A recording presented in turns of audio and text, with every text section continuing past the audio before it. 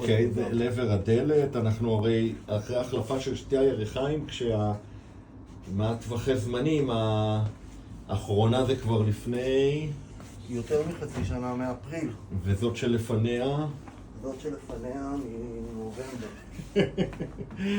לא, אני גם רוקד, כאילו, אני משחק טניס, ואני עושה הרבה דברים, אבל ביוגה אני לא מבין את הגבולות של הטווחי תנועה. כן, מבחינת המפרק שלו. כן, אני מבין.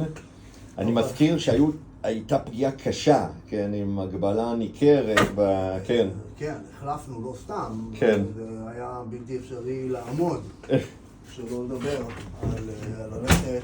אני לא ממש רץ, יש לי איזשהו חשש, כאילו אני כן יכול לקפוץ, אבל יש לי איזשהו, אני לא יודע, כאילו אני מתחיל לרוץ ואני...